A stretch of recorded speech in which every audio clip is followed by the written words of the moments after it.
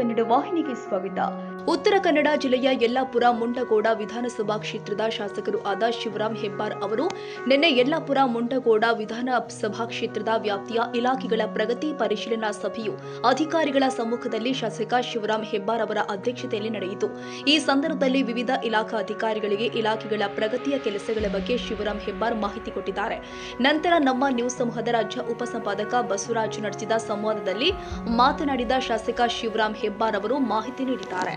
ಇವತ್ತು ನಮ್ಮ ಪತ್ರಿಕಾ ಸಮ್ಮುಖಕ್ಕೆ ಯಲ್ಲಾಪುರ ಮುಂಡಗೋಡ ವಿಧಾನಸಭಾ ಕ್ಷೇತ್ರದ ಶಾಸಕರು ಮಾಜಿ ಸಚಿವರಾಗಿರ್ತಕ್ಕಂಥ ಶ್ರೀ ಶಿವರಾಂ ಹೆಬ್ಬಾರ್ ಸಿಕ್ಕಿದ್ದಾರೆ. ಇವತ್ತು ಒಂದ್ ರೀತಿ ತಾಲೂಕಿನ ಒಂದ್ ರೀತಿ ಅಧಿಕಾರಿಗಳ ಪ್ರಗತಿ ಪರಿಶೀಲನೆ ಸಭೆ ನಡೆಸಿದ್ದಾರೆ. ಸರ್ ಹೇಳಿ ಸರ್, ಯಾವ್ಯಾವ ವಿಷಯ ಡಿಸ್ಕಷನ್?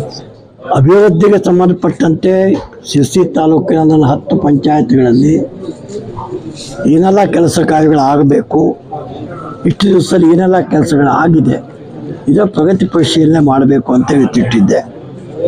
ಪ್ರಗತಿ ಪರಿಶೀಲನೆ ಮಾಡಿದ್ದೇವೆ. ಎಲ್ಲೆಲ್ಲಿ ಲೋಪದೋಷ ಇದೆ ಅಧಿಕಾರಿಗಳಿಗೆ ತಿದ್ದುಕೊಳ್ಳಲಿಕ್ಕೆ ಸೂಚನೆ ಕೊಟ್ಟಿದ್ದೀನಿ.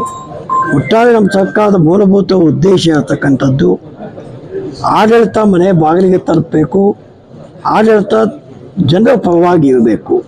ಆ ಹಿನ್ನೆಲೆಯಲ್ಲಿ ಆಡಳಿತವನ್ನು ಚೂಕೊಳಿಸ್ತಕ್ಕಂಥ ಕೆಲಸ ಮಾಡಿದ್ದೇವೆ.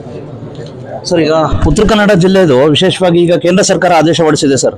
ಆದಷ್ಟು ಬೇಗ ಜಿಲ್ಲೆಗಳು ಯಾವ್ಯಾವ ಆಗಬೇಕು ಅವನ್ನೆಲ್ಲ ಗಡಿ ಮತ್ತೆ ಇವನ್ನೆಲ್ಲ ಜಿಲ್ಲಾ ಕೇಂದ್ರಗಳನ್ನ ಹೊಸದಾಗಿ ಮಾಡೋ ಗುರುತಿಸಿ ಅಂತ ಹೇಳ್ಬಿಟ್ಟು ಶಿರ್ಸಿ ಪ್ರತ್ಯೇಕ ಜಿಲ್ಲೆ ಆಗಬೇಕು ಮತ್ತೆ ಬನವಾಸಿ ಪ್ರತ್ಯೇಕ ತಾಲೂಕು ಆ ಕುರಿತು ನಾನು ಇನ್ನು ಪರಿಶೀಲನೆ ಮಾಡಲಿಲ್ಲ ಅಥವಾ ಕೇಂದ್ರ ಸರ್ಕಾರ ಆದೇಶವನ್ನು ನಾನು ನೋಡಲಿಲ್ಲ. ನೋಡಿದ ಮೇಲೆ ಪ್ರತಿಕ್ರಿಯೆ ಕೊಡ್ತೇನೆ. ಸರ್, ಕೊನೆ ಪ್ರಶ್ನೆ, ವಿಶೇಷವಾಗಿ ಒಂದ್ ರೀತಿ ಉತ್ತರ ಕನ್ನಡದ ಸಮಗ್ರ ಅಭಿವೃದ್ಧಿ ದೃಷ್ಟಿಯಿಂದ ಸಚಿವರು ಬೇರೆಯವರು ಆಗ್ಬೇಕು ಅಂತ ಹೇಳ್ಬಿಟ್ಟು ಅದಿದೆ ಸರ್. ಆ ಕುರಿತು ನಾನೇನು ಒತ್ತಾಯ ಕೊಡೋದಿಲ್ಲ, ಸಂಬಂಧಪಟ್ಟ ಒತ್ತಾಯ ಕೊಡ್ತಾರೆ. ಸರ್, ಈಗ ತಾವು ಕಾಂಗ್ರೆಸ್ ಇದಿದ್ದೀರಾ ಸರ್, ಮತ್ತೆ ಬಿಜೆಪಿ ಇದ್ದಿದ್ದೀರಾ? ನಾನು ತೋಟಕ್ಕೆ ಯಾವುದಲ್ಲೂ ಇಲ್ಲ, ನಾನು ಸ್ಟೇಟಸ್ಕೋ ಇದ್ದೀನಿ. ಅಲ್ಲ ಸರ್, ನಾನು ಸ್ಟೇಟಸ್ಕೋ ಇದ್ದೀನಿ. ಹಾಂ ಸರ್. ಸರ್, ನೆಕ್ಸ್ಟ್ ಏನು ಬಿಜೆಪಿ ಕರೆದ್ರೆ ಹೋಗ್ತೀರಾ? ಕಾಲ ಬಂದ ನಿರ್ಣಯ ಮಾಡ್ತೀನಿ. ಇಷ್ಟು ಒಟ್ಟಾಶಕರೇ ಗೊತ್ತಾಯ್ತಲ್ಲ ಮಾನ್ಯ ಶಿವರಾಂ ಹೆಬ್ಬಾರ್ ಸರ್ ಅವರ ಅಭಿಪ್ರಾಯ. ನಮಸ್ಕಾರ, ಥ್ಯಾಂಕ್ ಯು.